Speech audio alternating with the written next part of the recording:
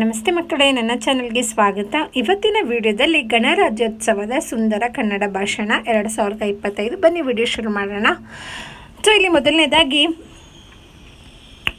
ವೇದಿಕೆಯ ಮೇಲೆ ಆಸೀನರಾಗಿರುವ ಮುಖ್ಯ ಅತಿಥಿಗಳೇ, ಮುಖ್ಯೋಪಾಧ್ಯಾಯರೇ, ಶಿಕ್ಷಕರೇ, ಗೆಳೆಯರೇ ಹಾಗೂ ಈ ಸಭೆಯಲ್ಲಿರುವ ಪ್ರತಿಯೊಬ್ಬರಿಗೂ ಶುಭೋದಯ. ಈ ಒಂದು ಸುಂದರ ಸಮಯದಲ್ಲಿ ಗಣರಾಜ್ಯೋತ್ಸವದ ಕುರಿತು ಮಾತನಾಡಲು ಬಯಸುತ್ತೇನೆ.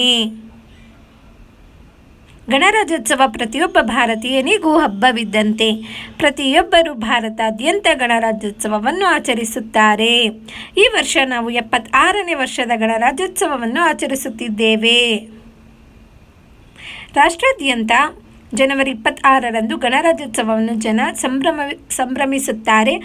ಆಯಾ ರಾಜ್ಯಗಳ ರಾಜ್ಯಪಾಲರು ಧ್ವಜಾರೋಹಣ ಮಾಡುತ್ತಾರೆ. 1947ರ ಆಗಸ್ಟ್ 15ರಂದು ಭಾರತ ಸ್ವತಂತ್ರ ಪಡೆದ ಬಳಿಕ ಡಾಕ್ಟರ್ BR ಅಂಬೇಡ್ಕರ್ ನೇತೃತ್ವದಲ್ಲಿ ಸಂವಿಧಾನ ರಚನೆಗಾಗಿ ಕರಡು ಸಮಿತಿ ರಚನೆ ಮಾಡಲಾಯಿತು. ಸಮಿತಿಯು ಅದೇ ವರ್ಷ ನವೆಂಬರ್ 4ರಂದು ಶಾಸನ ಸಭೆಯಲ್ಲಿ ಸಂವಿಧಾನದ ಕರಡು ಪ್ರತಿಯನ್ನು ಮಂಡಿಸಿತು. 1949ರ ನವೆಂಬರ್ 26ರಂದು ಶಾಸನ ಸಭೆ ಕರಡು ಪ್ರತಿಯಲ್ಲಿ ಅನೇಕ ತಿದ್ದುಪಡಿಗಳ ಬಳಿಕ ಅಂಗೀಕಾರ ಮಾಡಿತು.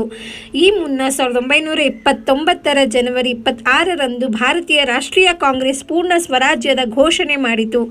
ಲಾಹೋರ್ನಲ್ಲಿ ನಡೆದ ಕಾಂಗ್ರೆಸ್ ಅಧಿವೇಶನದಲ್ಲಿ ಈ ನಿರ್ಣಯ ಕೈಗೊಳ್ಳಲಾಗಿತ್ತು.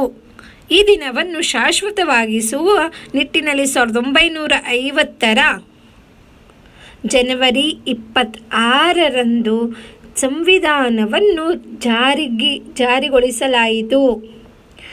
ಭಾರತ ತನ್ನ ಸಂವಿಧಾನವನ್ನು ಜಾರಿಗೊಳಿಸಿ ಸ್ವತಂತ್ರ ಗಣರಾಜ್ಯವಾದ ದಿನವನ್ನು ಗಣರಾಜ್ಯೋತ್ಸವ ದಿನ ಎನ್ನಲಾಗುತ್ತದೆ.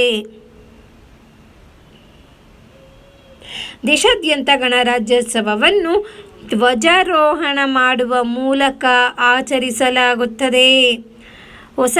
ಹೊಸ ದೆಹಲಿಯಲ್ಲಿ ರಾಷ್ಟ್ರಪತಿ ಧ್ವಜಾರೋಹಣ ನಡೆಸಿದರೆ, ಉಳಿದ ಎಲ್ಲ ರಾಜ್ಯಗಳಲ್ಲಿ ಆಯಾ ರಾಜ್ಯದ ರಾಜ್ಯಪಾಲರು ಧ್ವಜಾರೋಹಣ ಮಾಡುತ್ತಾರೆ.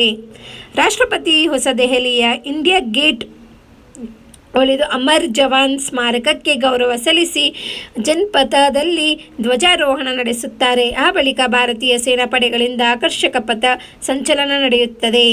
ದೇಶದ ಎಲ್ಲ ರಾಜ್ಯಗಳ ಸ್ತಬ್ಧ ಚಿತ್ರಗಳನ್ನು ಪ್ರದರ್ಶಿಸಲಾಗುತ್ತದೆ ಎಂದು ತಿಳಿಸುತ್ತಾ ನನ್ನ ಈ ಭಾಷಣವನ್ನು ಭಾರತ ಮಾತೆಯ ಪಾದಕ್ಕೆ ಅರ್ಪಿಸುತ್ತೇನೆ. ಜೈ ಹಿಂದ್, ಜೈ ಭಾರತ್.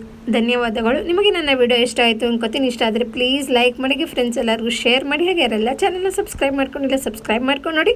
ಮತ್ತೆ ಮುಂದಿನ ವಿಡಿಯೋದಲ್ಲಿ ಸಿಗೋಣ ಮಕ್ಕಳೇ. ಬಾಯ್.